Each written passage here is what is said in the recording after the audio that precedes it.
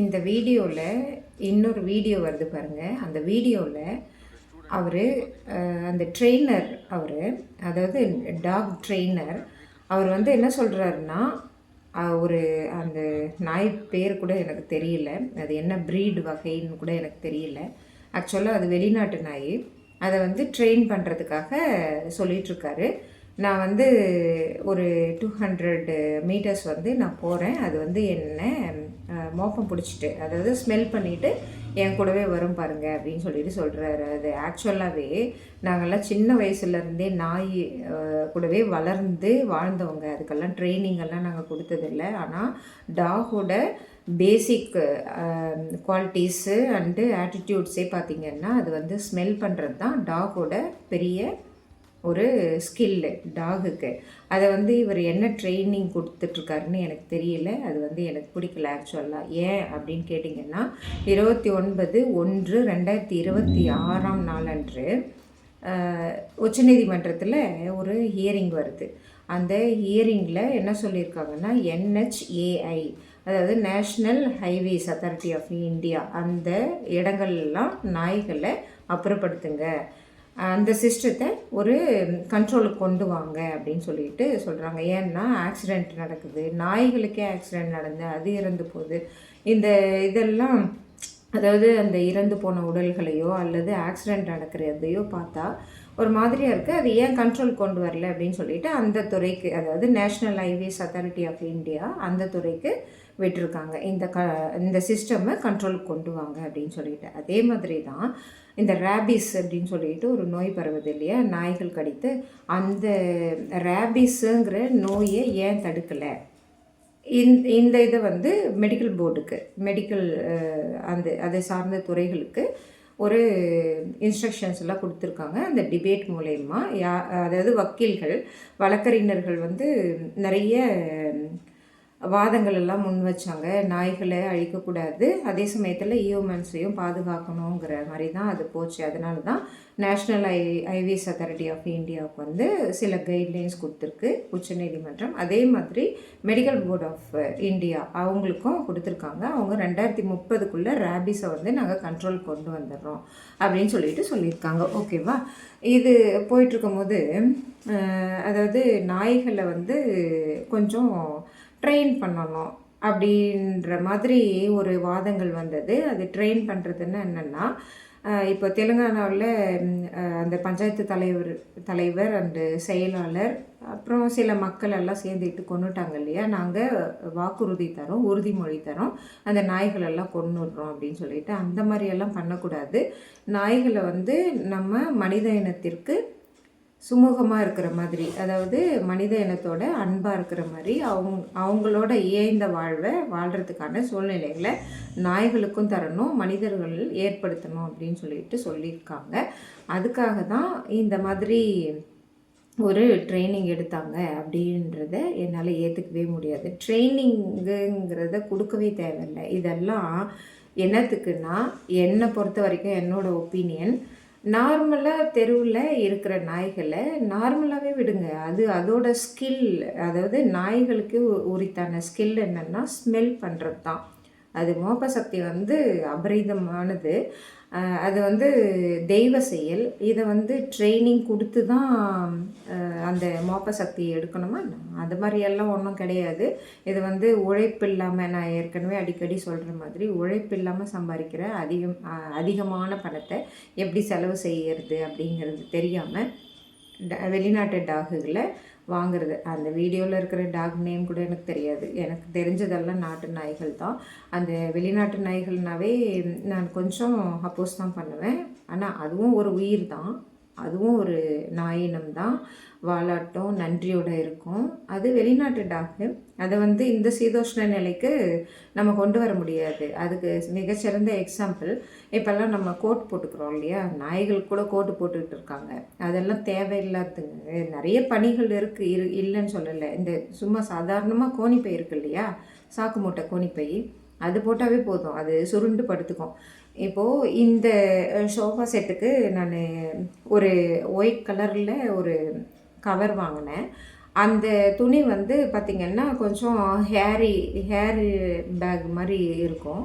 அதை வந்து இப்போது குப்பை தொட்டியிலேருந்து ஒரு நாய்க்குட்டி பூனைக்குட்டி மாதிரி எடுத்தேன் இல்லைங்களா, அது அவ்வளோ நோய்வாய்ப்பட்டு கத்திட்டு இருந்தது. ரோட்டில் அதே NHAல தான், national highways authority of India வழியாக தான் போயிட்டுருக்காங்க. எத்தனையோ மனிதர்கள் போகிறாங்க. ஒரு சின்ன இவ்வளோண்டே இருக்குங்க, இவ்வளோண்டு இருக்குது. அந்த குழந்தைய காப்பாற்றுறதுக்கு யாருக்குமே தோணலையா? அதுதான் இங்கே வளரணும். டாகுக்கு என்ன ட்ரைனிங் கொடுக்குறீங்க? உங்கள் வீட்டில் வளர்கிற நாய்கள் நல்லா தான் வளர்ந்துட்டுருக்கு, அது யாரையும் கடிக்கிறதில்ல அப்படின்னு நினைக்கக்கூட முடியாது. ஒரு சில டாகு அது மாதிரி அமைதியாக ஆகிடுது. 99% டாக் வந்து வீட்டில் வளர்கிற நாய்கள் தான் நிறைய பேரை கடிக்குது அப்படிங்கிறதுல எந்த விதமான சந்தேகமும் வேணாம். ஏன்னா அதற்குரிய உரிமைகளையும் அதற்குரிய சுதந்திரத்தையும் அந்த வீட்டு நாய்களுக்கு நம்ம தர்றதில்லை. இப்போ எங்கள் வீட்டில் கூட இங்கே படுத்துட்ருக்கிற இந்த நாய்க்குட்டிக்கு நாங்கள் எந்த சுதந்திரமும் தர முடியலை. ஏன்னா கேட்டட் கம்யூனிட்டி ஆயிடுச்சு. இந்த சூழ்நிலைகளை தான் நம்ம மாற்றணும். அதுக்காக டாக் ட்ரைனிங் தர்றதுனால என்ன பிரயோஜனம்? இப்போ அந்த குப்பை தொட்டியிலேருந்து எடுத்தனே அந்த நாய்க்கு வந்து ட்ரைனிங் தரணுமா? இல்லை அந்த நாய்க்குட்டியை சின்ன குழந்தை அப்போ தான் கண்ணை திறந்துருக்கு, யாரோ எடுத்துன்னு போய் விட்டுட்டாங்க. அதுதான் நான் சொன்னேனே, ப்ரெக்னென்ட் டாகை வந்து பிடிக்கிறதுக்கு வராங்க. அந்த ப்ரெக்னன்சி டாக் வந்து ஒரு 10 குட்டி போடுது. அதில் 9 குட்டி காணாமல் போயிடுச்சு. தெலுங்கானாவில் நடந்தது அதே மாதிரியான ஒரு நிகழ்வு தான் இங்கே நடக்குது. அதில் ஒரு குட்டியை வந்து நான் சும்மா சாதாரணமாக போகும்போது கத்துது. அந்த முனகல் சத்தத்தை கேட்டு அந்த குப்பையில் தேடி பார்த்தா அது இருந்தது. எவ்வளோ இந்த கைப்பகுதியில் அந்த காலில் இருக்கும் இல்லைங்களா, இங்கே வந்து அவ்வளோ புண்ணு இருக்குது, ரேஷஸ் மாதிரி அப்படியே எவ்வளோ இதுவாக இருக்குது தெரியுங்களா. இப்போ தான் கால்நடை மருத்துவமனைக்கு எடுத்துகிட்டு போய் ஞாயிற்றுக்கிழமை நேற்று கால்நடை மருத்துவமனைக்கு காலையில் எடுத்துகிட்டு போய் இன்ஜெக்ஷன் போட்டார் டாக்டர் ரவிச்சந்திரன் சார். இல்லை வேறு ஒருத்தர், ஒரு பேர் கூட கேட்டேன், தெரியல. அவங்களாம் தெய்வங்கள், நல்லபடியாக பார்த்தாங்க. அதே சமயத்தில் ஒரு ஆடு கால் உடஞ்சி வந்திருந்தது, 2 மாடுகள் வந்திருந்தது கோமாதாக்கள். அவங்களெல்லாம் பார்க்கும்போது தெய்வ செயல் நிகழ்த்துறாங்க. ஒரு டாகு இந்த கைப்பகுதியில் ஒரு குப்பை தொட்டியிலேருந்து அவதிப்பட்டு அதனுடைய உடலெல்லாம் நோய்வாய்ப்பட்டு வர்ற அந்த தடுப்பூசி போடுற டாக்டருக்கும் அந்த வீடியோவில் வர்றாரு இல்லைங்களா, அவர் ட்ரைனிங் கொடுக்குறாராம். அதாவது வெளிநாட்டு டாகு, அது நல்லா தான் இருக்குது, நல்ல பொசு பொசுன்னு இந்த தங்க மின்னும் பாருங்கள், அந்த மாதிரி மின்னுது அந்த டாகு. அதுக்கு என்னத்துக்கு ட்ரைனிங்கு? அது ட்ரைனிங் கொடுத்து என்ன பண்ண போகிறீங்க? ட்ரைனிங்கெல்லாம் அது தானாக நடக்கணும், இல்லைன்னா அதுக்கு உண்டான சுதந்திரத்தை தரணும், அதுக்கு உண்டான உரிமைகளை தரணும். அது போதுமானது. இப்போது எங்கள் வீட்டில் இருக்கிற டாகை வந்து போலீஸ் ஸ்டேஷனில் சொன்னாங்க கட்டி போட்டு வைக்கணும், அதை ஏன் கட்டி போட மாட்டேங்கிறாங்க அப்படின்னு சொல்லிட்டு. அது வந்து கட்டி போட்டு வைக்கிறது வந்து கூடாது. கட்டி போட்டு வைக்காத மாதிரி நம்ம வளர்த்து விடணும். அது ஒரு நாள் வெளியே தான் போகுது, யாரையுமே கடிக்கலை, இது வரைக்கும் யாரையுமே பைட் பண்ணதில்லை. அந்த மாதிரி சுதந்திரம் கொடுத்தா தான். இப்போ கட்டி போட்டு வச்சு அதுக்கு வந்து கழுத்தெல்லாம் கட்டி போட்டால் நாய்களுக்கு கழுத்தெல்லாம், இப்போ நம்மளே கட்டி போட்டால் கழுத்தெல்லாம் ரேஷஸ் வருமா வராது, அந்த மாதிரி நாய்களுக்கு ரேஷஸ் வருது. அந்த ஒரு இறுக்கமான சூழ்நிலைகள், அதனுடைய உரிமைகளை பறிக்கிற சூழ்நிலைகள், அதனுடைய சுதந்திரத்தை பறிக்கிற சூழ்நிலைகளில் அது வாய் பேச முடியாது. நம்மளாவது எதுனா பேசிக்கிறோம் இல்லைங்களா, அது வாய் பேச முடியாத ஜீவன் என்ன பண்ணும்? அடுத்தது எதுனா அவங்க, அதாவது மோஸ்ட்லி நாய்கள் வந்து மனிதனை கடிக்கிறது இல்லை, நாய்களையே தான் கடிச்சிக்கும். அதையும் மீறி ரொம்ப அநியாயம் பண்ணுறாங்க அப்படின்னா, அதாவது ஒரு சில வீட்டிலலாம் பார்த்தீங்க, நீங்கள் நம்மெல்லாம் பார்த்துருப்போம், நிறைய பேர் பார்த்துருப்பீங்க, அந்த நாய்களுக்கு உண்டான சுதந்திரத்தையே தர்றதில்லை. வாக்கிங் கூட்டிகிட்டு வருவாங்க, அப்படியே என்னவோ அவங்க வீட்டு வேலைக்காரங்க கிட்ட தான், இந்த பணக்காரங்களை தான் சொல்கிறேன், அபரிவிதமான அந்த பணத்தை வச்சுக்கிட்டு என்ன பண்ணுறதுன்னே தெரியாமல் இந்த டாக் ட்ரைனிங் கொடுக்கறது, அப்புறம் வாக்கிங் கூட்டிகிட்டு வரும்போது இப்படி பிடிச்சி இழுக்கிறது, இப்படி பிடிச்சி இழுக்கிறது, அதெல்லாம் சுதந்திரம் நினைக்கிறாங்க. அது சுதந்திரம் கிடையாது, அதுவும் ஒரு உயிரினம், அதை வந்து கரெக்டாக பாதுகாக்கணும் அப்படிங்கிறது தான் நீதிமன்றத்தில் சொல்லியிருக்காங்க. இதெல்லாம் ஒரு விழிப்புணர்வுக்காக தான் சொல்லப்படுது. இதுக்கு மேலே இந்த வாக்கிங் கூட்டிகிட்டு வர்றவங்களோ, இதுக்கு முன்னாடி சொன்ன பாருங்கள், இந்த மலைப்பகுதியான பகுதிகள்லாம் நாய்களை இந்த விலங்குகள், காட்டு விலங்குகள்கிட்டருந்து காப்பாற்றுறதுக்காக சங்கிலி போட்டு கட்டி வச்சுருக்காங்க. அதெல்லாம் கொஞ்சம் அவாய்ட் பண்ணுங்கள். அதே மாதிரி இந்த கிராமத்தில் ஒரு இடத்துல பார்த்தேன், ஒரு பழைய இரும்பு கட்டில் அதில் கட்டி போட்டு வச்சுருக்காங்க. அந்த நாய் எழுறதுக்கோ இல்லை வேறு எங்கன்னா நகர்றதுக்கோ பார்த்து அப்படியே அந்த சங்கிலி வந்து இப்படி கழுத்தை சுற்றி கட்டியிருந்தது. அந்த வீட்டில் இருந்தவங்க எல்லாமே வேலைக்கு போயிருக்காங்க, அதாவது விவசாய வேலைக்கு போயிருக்காங்க. அது அன்றைக்கி ஃபுல்லாக அவங்க 6 மணிக்கோ 7 மணிக்கோ வராங்க ஈவினிங்கில் என்னும்போது, அன்றைக்கி ஃபுல்லாக அப்படியே தானே இருக்கும். எதேச்சும் நாங்கள் போகும்போது அதை வந்து எடுக்கிறதுக்கு கூட கொஞ்சம் பயமாக இருந்தது. ஏன்னா நம்மெல்லாம் பழக்கம் இல்லை, அவங்களும் அந்த வீட்டு ஓனர்ஸும் அந்த விவசாயிகளும் பழக்கமா இல்லை, எடுக்க முடியலையா, அது கடிக்குமா என்னன்னு தெரியாமல் ஏதோ ஒரு தைரியத்தில் அது எடுத்து விட்ட பிறகு தான் மனசே கொஞ்சம் நிம்மதியாக இருந்தது. இந்த மாதிரி சின்ன சின்ன சூழ்நிலைகளை அந்த வாய்ஸ்லெஸ்ஸு, அந்த வாயில்லாத ஜீவன்களுக்கு நம்ம தான் பார்த்து செய்யணும். இதை வந்து சொல்கிறது வந்து நாய் தானே அப்படின்றாங்க நிறைய பேர். நாய்கள் தான், அதுவும் ஒரு உயிரினம் அப்படின்னு சொல்லிட்டு நினச்சோன்னா அது நாய்கள் தானே அப்படிங்கிற அந்த வார்த்தையே வராது, கண்டிப்பாக வராது. இப்போ அந்த குப்பை தொட்டியிலேருந்து எடுத்த அந்த குட்டியை காப்பாற்றணும்னு என்ன இந்த உலகத்தில் அப்படி ஒரு ரெக்வசிஷன் இருக்க போது நமக்கெல்லாம். அந்த குட்டியை காப்பாற்றுறதுனால என்ன பிரயோஜனம்? கொஞ்சம் யோசித்து பார்ப்போமே. அந்த குட்டியை காப்பாற்றுறதுனால என்ன பிரயோஜனம்? எனக்கு என்ன பிரயோஜனம்? இல்லை இந்த உலகத்துக்கு என்ன பிரயோஜனம் அப்படின்னு தானே யோசிக்க தோணும், நாய் தானே அப்படின்ற வார்த்தைக்கு. ஆனால் அந்த உயிரினத்தை காப்பாற்றுறதுல ஒரு ஆத்ம திருப்தி இருக்குது. இந்த உலகத்தில் தெய்வங்கள்லாம் இணைந்து அந்த உயிரினத்தை மேலேருந்து ஆசீர்வாதம் பண்ணி அனுப்பியிருக்காங்க. அந்த உயிரினத்தை காப்பாற்றுறதுக்கு கூட முடியாத இந்த மனசு எதுக்கு? இதுதான் இங்கே சிந்திச்சு பார்க்கணும். அதுதான் நீதிமன்றங்கள் சொல்லியிருக்காங்க. NHAIயில் நிறைய நாய்கள், இந்த பஸ்ஸில் முன்னாடி சீட்டில் உட்காந்துட்டு போங்க. நான் ஏற்கனவே சொல்லியிருக்கேன் இல்லைங்களா, நான் நிறைய தூரம் ட்ராவல் பண்ணும்போது முன்னாடி சீட்டில் தான் உட்காந்துட்டு போவேன். நல்லாயிருக்கும் காட்சிகள்லாம் பார்க்குறதுக்கு. மலைப்பாங்கான பச்சைக்குப்பன்னு சொல்லிட்டு ஒரு ஏரியா, அந்த வளைவான அந்த NHA ரோடு வந்து பாலாறு வளைவுகள், அந்த மலையும் பார்க்குறதுக்கு அவ்வளோ நல்லாயிருக்கும். ஆனால் அந்த பயணங்கள் வந்து எனக்கு சில சமயத்தில் ரொம்ப மனசுக்கு நெருடலாக இருக்கும். நிறைய நாய்கள் இறந்து போயிருக்கும் ரோட்டில். அதெல்லாம் பார்க்குறது ரொம்ப கஷ்டம். அதை வந்து கொஞ்சம் கண்ட்ரோலிங்க்கு வரும். அது சந்தோஷமாக இருக்குது. அதே மாதிரி ரோட்லேயோ அல்லது நீங்கள் பார்க்குற இடத்துல எதனா ஒரு ஜீவன் கஷ்டப்பட்டுக்கிட்டு இருக்குது அப்படின்னா அது வந்து ஷார்ட்டில் போடுறேன். அந்த குட்டி நாய் வந்து எப்படி இருக்குதுன்னு சொல்லிட்டு ஒரு ஷார்ட்டில் போடுறேன். பின்னாடி தான், எங்கள் வீட்டு பின்னாடி தான் படுத்து இருக்குது. அது வந்து எவ்வளோ பாதுகாப்பாக ஒரு எறும்பு ஏறி இருக்குது, அந்த நாய் பூச்சி இருக்கும் இல்லையா, அதெல்லாம் ஏறி இருக்குது. அதெல்லாம் சுத்தம் பண்ணி டாக்டர் கொடுத்த அந்த மருந்துகள்லாம் போட்டுட்டு வரோம். கொஞ்சமாவது நல்லா இருக்குது. அந்த உயிரை காப்பாற்றின ஒரு திருப்தி தான். ஒரு உயிரை கொல்றதில் ஒரு ஆத்ம திருப்தி எந்த மனிதனுக்கும் வராது. அந்த உயிரை கொல்றதுனால வன்மமோ பழி உணர்ச்சியும் தான் வரும். அதுக்காக சொல்கிறேன். அதே சமயத்தில் இந்த ரெண்டுத்துலேயும் இல்லாமல் டாக் ட்ரைனிங்னு சொல்லிட்டு பிஸ்னஸ் பண்ணுறாங்க பாருங்கள்.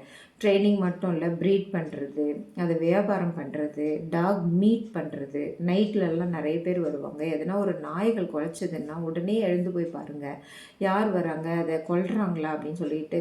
ஈவன் நாய் மட்டும் கிடையாது, நிறைய கோமாதாக்கில் இப்போ கூட ஒரு நியூஸ் வந்தது, வேறு எதுவும் மிஸ்யூஸ் பண்ணியிருக்காங்க அப்படின்னு சொல்லிட்டு. கோமாதாங்கிறது ஒரு தெய்வம் மாதிரி. இந்த தெய்வங்களையே மதிக்காத மனிதர்களும் இந்த உலகத்தில் இருக்காங்க இல்லையா. இதுக்காக தான் சொல்கிறேன். இதையெல்லாம் மாற்றணும் அப்படிங்கிறதுக்காக தான் கொஞ்சம் டைம் கொடுத்துருக்காங்க நீதிமன்றம். இதை நாய்களுக்கோ அல்லது வேறு விலங்கினங்களுக்கோ மாற்றிடலாம். மனிதர்களையே விலங்குகள் நிறைய பேர் இருக்காங்க. குடிச்சிட்டா அல்லது போதைப் பொருள்களை எடுத்துட்டா அவங்க விலங்குகளாக தான் மாறுறாங்க. இந்த வீடியோ நான் அட்டாச் பண்ணுறேன் பாருங்கள். அந்த வீடியோவில் அதாவது ஊழலுக்காகவோ அல்லது அரசியல் காழ்ப்புணர்ச்சிக்காகவோ என்னை வெல்ல முடியாதவங்க அந்த 9 குட்டி குழந்தைகளை எங்கேயோ தூக்கின்னு போய் விசிறி அடித்தாச்சு. ஒன்றே ஒன்று தான் மீந்திருக்கு. அதை ஆத்ம திருப்தியோடு நான் வளர்த்துட்ருக்கேன். ஆனால் விசிறி அடிச்சுட்டு இதோ இல்லாமல் குடிச்சிட்டு வந்து அதில் அந்த வீடியோ பாருங்கள், அதை இணைச்சி விடுறேன். எவ்வளோ ஒரு ஆணவம், எவ்வளோ ஒரு திமிரு. இவங்களெல்லாம் வளர்த்து விடுறதுக்கு காரணம் என்னென்னா சட்டமும் அந்த ஒழுங்கும் சரிவர பயன்படுத்தாமை தான். இவங்களெல்லாம் நான் கம்ப்ளைண்ட் பண்ணுறேன்னா அப்பயே இந்த சிஸ்டத்தை கரெக்டாக கொண்டு வந்திருந்தாங்கன்னா, நீ குடிச்சிட்டு வந்து ஒரு அரசு ஊழியரை இந்த மாதிரியெல்லாம் பண்ணுற அப்படின்னு சொல்லிட்டு ஒரு கண்ட்ரோலிங்க்கு கொண்டு வந்திருந்தாங்கன்னா, இதெல்லாம் நடந்திருக்காது இல்லையா. நேற்று இது நடந்தது. காலையில் நான் ஒரு நல்ல விஷயத்தை பண்ணிட்டு வரேன், ஒரு இன்ஜெக்ஷன் போட்டு வரேன், ஒரு நாய்க்குட்டியை காப்பாற்றிட்டு வரேன். அங்கே 2 டாக்டர்கள் அவங்களுடைய உதவியாளர்கள்லாம் அவ்வளோ நல்லா பார்த்துக்கிறாங்க. அந்த இடத்தையும் அது அப்படியே ஒரு அட்ஜஸ்டண்ட்டாக நான் வீட்டுக்கு வந்த பிறகு குடிச்சிட்டு இஷ்டத்துக்கும் ஆடுற இந்த மாதிரி பொறுக்கிகள்னு கூட சொல்லலாம். இதுங்களெல்லாம் என்ன பண்ணுறதுன்னு தெரியல. இதுங்களுக்கு தான் ட்ரைனிங் தரணும். இந்த டாக் ட்ரைனிங் எல்லாம் தராங்களே, அவங்கெல்லாம் முன் வருவாங்களா? இந்த மதுவிலக்கு அமைப்புன்னு ஒன்று இருக்குது இல்லையா, சின்ன பசங்களுக்கு கூட டாகை பற்றி சொல்லித்தரணும், நல்ல விஷயங்களை சொல்லித்தரணும். அதை சொல்லாமல் சின்ன பசங்கள்லாம் இப்போ போதையும் மருந்துகளையும் எடுத்துக்கிட்டு கூர்நோக்கு இல்லங்களுக்கு போயிடுறாங்க. அங்கே போய் ட்ரைனிங் தாங்க. டாகுங்கள்லாம் அவ்வளோ பெரிய இதெல்லாம் செஞ்சிடல. அதையும் மீறி ரேபிஸ் வருது அல்லது வேறு எதுனா வருதுன்னா அதுக்கும் மனிதர்கள் தான் காரணமாக இருக்க முடியும்ன்றது அசைக்க முடியாத எனக்கு நம்பிக்கை. அந்த குப்பை தொட்டியில் அந்த குட்டி நாய் அவ்வளோ இதுவாக இருக்குது. அதனுடைய உடலில் அது இறந்து போயிருந்ததுன்னா, சப்போஸ் இறக்கக்கூடாது, இறந்து போயிருந்ததுன்னா அதனுடைய உடல்லேருந்து எத்தனை கிருமிகள் தொத்திருக்கும். டாக்டர்கிட்ட கூட்டிகிட்டு போகாமல் அந்த மருந்துகளை போடாமல் இருந்தது அந்த குப்பை தொட்டியை வாடுற அந்த தூய்மை பணியாளருக்கு தொத்தாதா, இல்லை அந்த பக்கத்தில் போகிற சின்ன குழந்தைங்களுக்கு அந்த நோய் தொற்று ஏற்படாதா? இதெல்லாம் தான் ஒரு சமூக அவலங்களாக இருக்குது. இதையெல்லாம் தான் மாற்றணும்னு நீதிமன்றங்கள் கேட்டிருக்காங்க. அதே நீதிமன்றத்தில் வழக்கறிஞராக இருக்கிற ஒரு குடிகாரன் தான் இந்த மாதிரியெல்லாம் ஒரு அரசு ஊழியரை கேட்குற அளவுக்கான தைரியங்கள் வந்திருக்கு. அதாவது வீட்டை இடிச்சிருவான், கொலை பண்ணிடுவேன் அப்படிங்கிற கொலைகார கும்பல்கள் இதெல்லாம் ஏன் ஏற்படுதுன்னா, இந்த சேர் இருக்குது பாருங்கள், அந்த அதிகாரம் தர்ற திமிரு தான். அந்த அதிகாரங்கள் தர்ற திமிரெல்லாம் இருக்கக்கூடாது. இப்போது நான் ஒரு வேலை செய்கிறேன்னா எனக்கு பதிலாக என்னுடைய ஹஸ்பண்ட் அங்கே வந்தாருன்னா என்ன நடக்கும்? அதிகார துஷ்பிரயோகம் தான் நடக்கும். நான் தான் தேர்ந்தெடுக்கப்பட்ட நபர். ஆனால் என்னுடைய ஹஸ்பண்ட் வர்றதுனால அது நிர்வாகமே கொலாப்ஸ்ட் ஆகுது இல்லையா. ஊழல் மலிந்த அந்த எண்ணங்கள் தான் பெரிய விஷயமா இருக்கும். அங்கே ஊழலுக்காக எத்தனையோ திட்டங்களை, அரசாங்க செயல்பாடுகளை வேறு மாதிரி பண்ணுறதுனால இந்த சின்ன விஷயங்களை நீதிமன்றங்கள் இவ்வளோ தூரம் எடுத்து சொல்லணுமா? நமக்கெல்லாம் அவங்களுக்கு வேறு வேலையே இல்லையா? திரும்ப திரும்ப தப்பு பண்ணிகிட்ருக்கணுமா? இன்றைக்கி கூட ஒரு மன்னிப்பு கேட்கப்பட்டுள்ளது. அது எனக்கு சொல்கிறதுக்கு கஷ்டமாக தான் இருக்குது. அந்த தவறுகள்லாம் ஏன் நடக்கணும்? அது தவறுன்னு தெரிஞ்சே தவறுகள் நடக்கிறது குறையணும். இதுக்கெல்லாம் காரணம் அதிகாரங்கிற ஆணவம் தான்.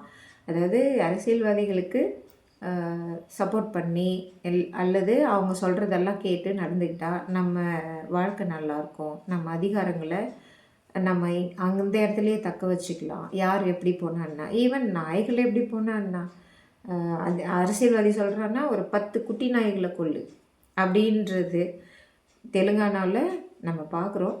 அது நியூஸாக வந்துருச்சு. இங்கே இறந்த 10 குட்டி நாய்களுக்கு அப்போ தான் கண்ணு திறந்து மறுநாளே ஒரு 10 இல்லை 9, 10ல் 1 மீந்துருச்சு.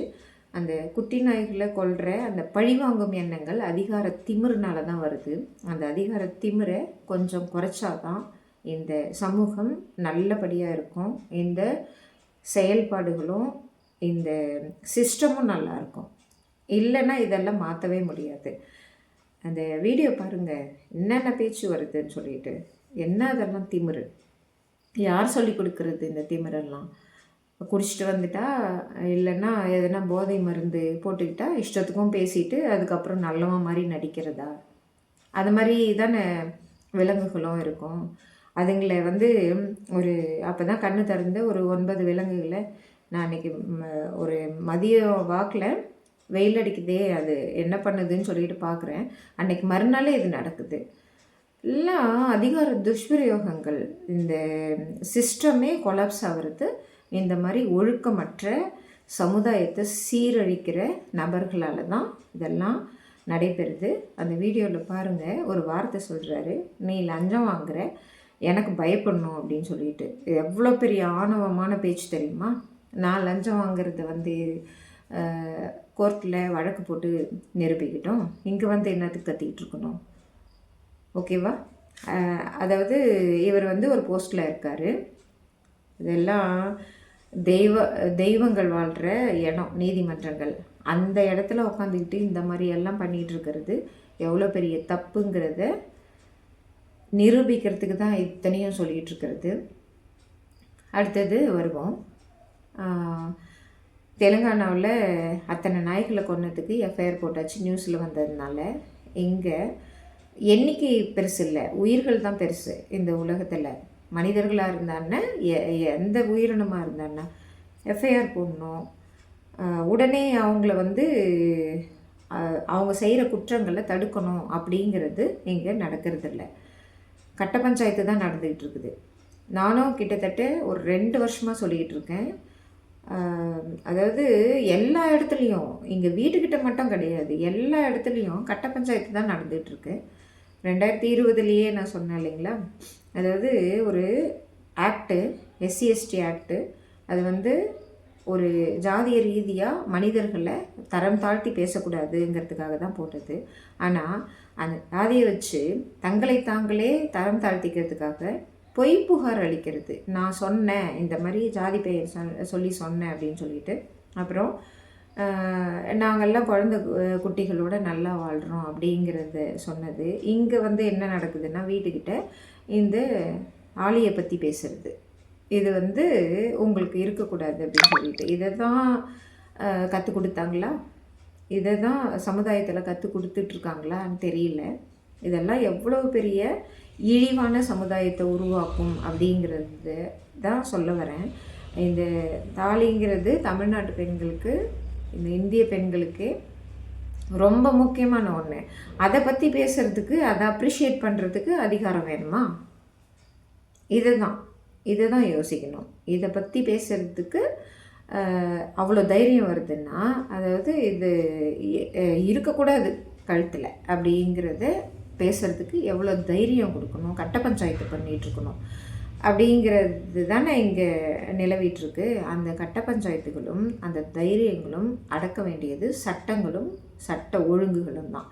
இந்த லா அண்ட் ஆர்டர் பிரச்சனை தான் இத்தனைக்கும் காரணம் அப்படிங்கிறத சொல்ல வரேன். ஈவன் நாய் பிரச்சனையிலேருந்து மனுஷங்களை, ஒரு பெண்களை பொது வெளியில் கேவலப்படுத்திக்கிட்டு போக்சோ ஆக்டில் போடுற அளவுக்கு ஒரு சின்ன குழந்தைய என்னென்ன பேச்சு பேசுறது, அந்த வீடியோவும் முடிஞ்சால் போடுறேன். அந்த வீடியோவும் போடப்படும். அதாவது இதெல்லாம் சின்ன பசங்க கற்றுக்கணுமா அப்படின்னு சொல்லிட்டு ஒரு சின்ன பையன் கேட்டான். இந்த வீடியோவில் வர்ற அந்த குடிகார குப்பை, அது பேசுகிற குப்பைகள்லாம் பார்த்து கற்றுக்க மாட்டாங்களா? இது சிஸ்டம் வந்து எப்படி இருக்குன்னு பாருங்கள்.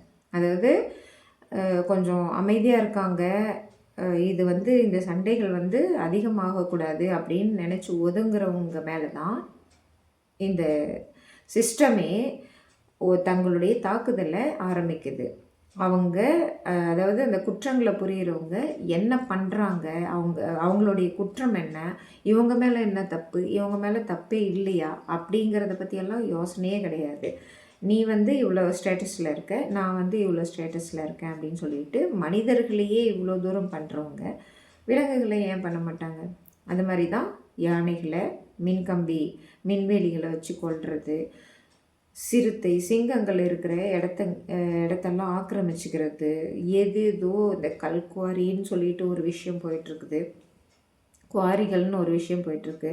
அந்த விஷயத்தில் தான் அடிபட்டு உதப்பட்டு நான் வந்து ஒரு பெரிய சுனாமி சுழற்சியில் ஒரு அதான் ஓடினால் ஓடினால் வாழ்க்கையின் ஓரத்திற்கே ஓடினால் மாதிரி எத்தனையோ பணியிட மாற்றங்கள்லாம் நடந்து நிகழ்ந்து அதையும் மீறி நீ வந்து இப்படி தான் இருப்பியா, நல்லது தான் செய்வியா அப்படிங்கிறதுக்காக பக்கத்தில் ஒரு குடிகாரனை வச்சு இவ்வளோ இழிவாக பேசுகிற அளவுக்கு போகுதுன்னா இதெல்லாம் அதிகார துஷ்பிரயோகம் தான்.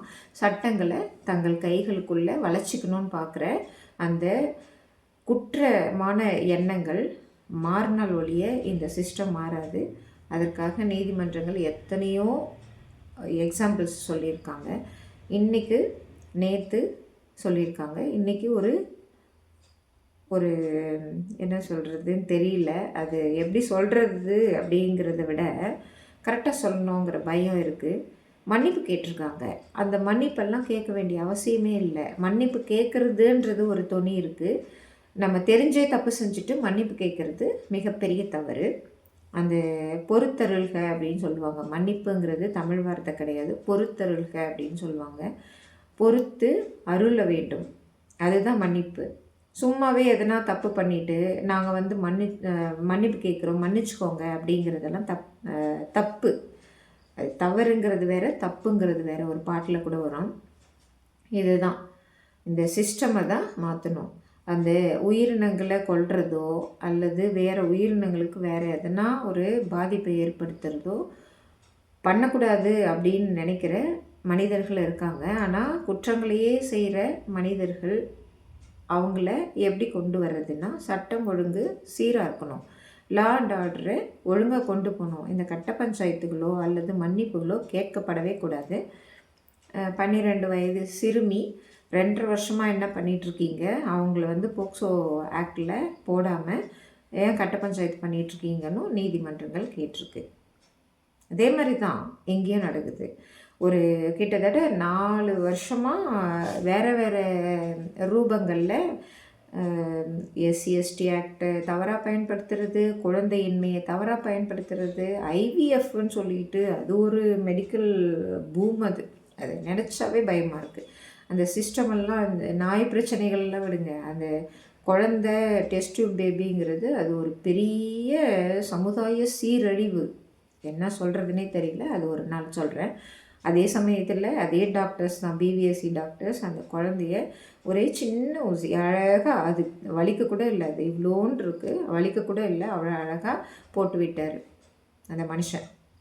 அவர் என் கண்ணுக்குள்ளேயே இருக்கார். அவர் தான் எனக்கு கண்ணுக்கு எதிர் தெரிகிற தெய்வமாக இருக்கார். அந்த மாதிரி இருக்கும்போது ஐவிஎஃப்னு ஒரு சமுதாய சீர்கேடு சிஸ்டம் இருக்குது. இந்த மாதிரி எல்லாம் சிஸ்டங்களை கரெக்டாக கொண்டு வர போகிறது யார்? அது டெஸ்ட் டியூப் பேபிங்கிறது ஏன் வந்தது அப்படின்னு சொல்லிட்டு யோசிக்கணும் இந்த சமுதாயம். ஏதோ ஒரு வெளிநாட்டிலேருந்து கோழியை கொண்டு வந்து என்னென்னவோ பண்ணிட்டாங்க. பிரிஞ்சாலில், கத்திரிக்காவில் பீட் பிரிஞ்சால்னு சொல்லிட்டு 1992 நாங்கள்லாம் படிக்கிறோம். அதெல்லாம் எடுத்துகிட்டு வரக்கூடாதுன்னு சொல்லிட்டு அப்போ பெரிய டிபேட் எல்லாம் நடந்தது. எஃப்டிஐன்னு சொல்லிட்டு ஃபாரின் டைரக்ட் இன்வெஸ்ட்மெண்ட்டுன்னு சொல்லிட்டு எடுத்துகிட்டு வந்தாங்க. அப்போ தான் விதைக்குன்னு சொல்லிட்டு ஒரு குழு ஆரம்பிச்சிருக்காங்க. விதையெல்லாம் நம்ம நாட்டில் அழகாக இருந்தது, பச்சை பசுமையான புல்வெளிகள் இருந்தது. இந்த விலங்கினங்கள் மட்டும் இல்லை, யானைகள், நாய்கள், புலிகள், சிங்கங்கள், சிறுத்தைகள், காடுகள் அழித்தல், இது மட்டும் இல்லை இந்த சமுதாயத்தில் சீரழிவு. இந்த போதை கலாச்சாரம், குடிக்கிறது, இஷ்டத்துக்கும் பேசுறது, யாருனாலும் என்னன்னாலும் பேசிட்டு நம்ம தப்பிச்சிட்டு போயிடலாம். நீ எதனா எஃப்ஐஆர் போடுறியா, போட்டுக்கோ, எனக்கு என்ன போச்சு அப்படின்னு சொல்லிட்டு, அதாவது என்னை வந்து என்ன பண்ண போகிறான், நான் பேசிடுவேன், அடுத்தது கட்ட பஞ்சாயத்து தான் நடக்க போகுது, என் மேலே என்ன எஃப்ஐஆர் போட்டால் மட்டும் என்ன பண்ணிவிடுவாங்க அப்படிங்கிற அந்த மனநிலை, அவங்களுக்கு ஒரு பயத்தை ஏற்படுத்துகிற சட்ட ஒழுங்கு, உடனே அந்த சட்டத்தை இம்ப்ளிமெண்ட் பண்ணுறதுக்கான ஒரு சிஸ்டம் கொண்டு வரணும். அதே சமயத்தில் சின்ன பசங்க வந்து பயந்துக்கிறாங்க, அவங்கள பயப்படுறவங்கள பார்த்து தான், அதாவது பெண்கள் பயப்படுறாங்க அப்படின்னா யானைகள் துரத்தும், சின்ன குழந்தைங்க பெண்கள் பயப்படுறாங்கன்னா நாய்களும் துரத்தி தான் கடிக்குது. அது நாய்கள் மட்டும் கிடையாது, யானைகளே அப்படி தான் பண்ணும். பெரிய பெரிய ஆண்கள் எல்லாம் கிட்ட போய் நின்றுட்டு குடிச்சிட்டு அந்த யானைகளை வந்து ரொம்ப தைரியமாக நின்றுட்டு ஏதேதோ சமூக விரோத செயல்களில் ஈடுபட்டுட்டு இருப்பாங்க அந்த காட்டு பகுதியில் போகிறவங்க. அதெல்லாம் பார்த்து அந்த யானை வந்து ஒரு சில சமயத்தில் அதை பார்த்து பயப்படுற பெண்களையோ குழந்தைகளையோ மிதிச்சிருக்கிறதையும் நம்ம டேட்டாஸ் எடுத்திருக்கோம் இல்லையா? இந்த மாதிரி தான் இந்த சூழ்நிலைகளை, இந்த சமுதாய சீர்கேடுகளை கொஞ்சத்துக்கு கொஞ்சமாவது அவங்களுக்கு தெரிய வேண்டிய அவசியம் இல்லை அப்படின்னு நினைக்கிறாங்க. குற்ற செயல்களை புரிந்தவங்க திரும்ப திரும்ப குற்றங்களை தான் செஞ்சிட்ருக்காங்க. அதை கண்ட்ரோல் கொண்டு வர்றது யார்? எத்தனையோ சின்ன குழந்தைங்கள என்னென்னோ பண்ணியிருக்காங்க அப்படின்னு சொல்லிட்டு மனசளவுலேயும் சரி ஃபிசிக்கலாகவும் சரி என்னென்னவோ பண்ணுறாங்க. இன்றைக்கு வரைக்கும் அது தொடர்ந்துட்டு தான் இருக்குது. அதுக்கு உண்டான கரெக்டான சட்டம் எங்கே இருக்குது? இல்லையே. அந்த போதையை ஒழிச்சாங்களா, இல்லை கஞ்சா அந்த என்னென்னவோ சொல்கிறாங்க, அதெல்லாம் என்னன்னு தெரியல. அதெல்லாம் எப்படி ஒழிக்கிறது? ஒழிக்கணும் இல்லையா? அது என்ன பண்ண போகிறாங்க? அந்த இவ்வளோ அமௌண்ட் ஆஃப் ஷாப்ஸை வந்து மூடியாச்சு அப்படின்னு சொல்லிட்டு சொல்கிறதெல்லாம் இதெல்லாம் ஒரு சமுதாயத்தை வந்து கரெக்டாக கொண்டு போகாது. இதெல்லாம் மாறணும். இதுக்கு மேலே பேசுகிறதுக்கு அது வந்து வேறு மாதிரி தான் கொண்டு போகணும். அது நான் மட்டும் பேசி அது வந்து நடக்க போகிறதில்ல. அதனால தான் சொல்கிறேன், எடுத்து சொல்ல வேண்டிய கடமை இருக்குது. இதெல்லாம் பார்க்க பார்க்க மனசு கஷ்டமாக இருக்குது, கண்கள் பார்க்க முடியல. அவன் அந்த குடிகாரன் வந்து என்ன தான் கேட்குறான் அப்படிங்கிறத விட இந்த சமுதாயம் இவ்வளவு சீரழிஞ்சிருக்கா அப்படிங்கிற எண்ணமும் இருக்குது இல்லையா? அந்த குட்டி அது அப்போ தான் கண்ணை திறந்த குழந்தைங்க இவனால தான் செத்தது அப்படிங்கிற எண்ணம் தான் தோணுது. என்னை திட்டுறது வந்து ஒரு பெரிய விஷயமாகவே தோணலை. ஆனாலும் இவங்களை திருத்தணும், அதுக்கான சட்டம் பாயணும் அப்படிங்கிறத ரொம்ப ஆணித்தரமாக நிற்கிறேன். அது எவ்வளோ தூரத்துக்கு போகுதுன்னு பார்க்கலாம். எஃப்ஐஆர் போடுறாங்களான்னு பார்க்கலாம். எஃப்ஐஆர் ஏன் போடுறதுக்கு இவ்வளோ டிலே ஆகுது? அதுதான் சிஸ்டம் கொலாப்ஸ் ஆகிறது இதனால தான். ஏன் அவன் வந்து அவ்வளோ நல்லவனா அப்படிங்கிறத இந்த சட்டம் ஏன் தீர்மானிக்கலை? குடிச்சிட்டு வந்து ஒரு லேடியை, அதுவும் கவர்மெண்ட் ஆஃபீஸரை இந்த மாதிரி பேசுகிறதுக்கு ஒரு சட்டமே இருக்குது, 353 354 பிஎன்எஸில். ஆனாலும் அவன் மேலே ஏன் பாயலை? இன்னமும் எஃப்ஐஆரோ அல்லது சட்டமோ ஏன் பாயலை? அதுதான் அது கேள்விக்குறி. இதை தான் மன்னிப்பு கேட்டால் அவங்கள விட்டுருணுமா, நீங்கள் அடுத்த தடவை வாங்க அப்படின்னு சொல்லியிருக்காங்க நீதிமன்றம். அடுத்தது அந்த சின்ன குழந்தைக்கு போக்சோ ஆக்டில் ஒரு தீர்வே கிடைக்கல, அவங்களுக்கு நீதியை 2.5 வருஷமாக இழுத்தடிச்சிட்ருப்பீங்களான்னு கேட்டுட்ருக்காங்க. இதுதான் சட்டம் ஒழுங்கு சீர்கேடுகள். இந்த சட்டம் ஒழுங்கு சீர்கேடுகள் தான். ஒரு சின்ன ஜோக்கு கூட இப்போல்லாம் பார்த்துட்ருக்கேன்.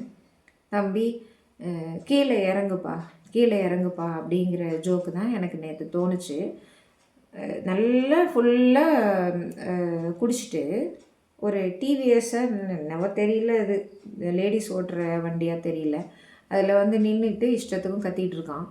அவனை பார்த்தா, தம்பி கீழே இறங்குப்பா, நீ வந்து இந்த அதாவது அது கோயில், அந்த போஸ்டர் சொல்கிறதுக்கு கூட எனக்கு கஷ்டமாக இருக்குது. அந்த கோயிலில் வேலை செய்கிறான்னிட்டு என்னை பார்த்து பயப்படணும் தெரியுமா நீ எல்லாம் அப்படின்ற அளவுக்கு ஒரு குற்றத்தை செய்கிற அவனை பார்த்து கீழே இறங்குப்பா தம்பி, கீழே இறங்கு, இந்த அதிகாரம்லாம் எதுவுமே எடுபடாது அப்படின்னு தான் தோணுச்சு. அதிகாரங்கள்ங்கிறது பயன்படணும், இந்த மாதிரி சமுதாயத்தை சீரழிக்கக்கூடாது. இதை தான் சொல்ல வரேன். தேங்க்யூ. வண்டி விட்டு ஓட்டிங்க ஒன்றாந்தேதி ஆச்சு காலி பண்ணலையா? ஒன்றாந்தேதி ஆச்சுன்னா காலி பண்ண இல்லையா? இச்சலாம் அது ஊடி இச்சலம். மும்பை தாவத்துட மும்பையா நம்ம எப்பவும் வரமாட்டோம். நாமளும் அனாவசியம் தேடி அங்கே வரமாட்டோம். மும்பையில் இதுங்கெல்லாம் எனக்கு கால் தூசி. மும்பையில் வாட்டையும் ஓட்டணும். நாங்கள் உயிரை ஒட்டுக்குள் போகக்கூடாது. தாவத்தை இப்ராஹிங்க நாமெல்லாம் சொன்னோம்னு வச்சுக்கோ. மகா சொன்ன கடவுள் இல்லை, அம்மன் வருஷம் சிவனுக்கு நாய்க்கு மட்டும் தாவத்தில்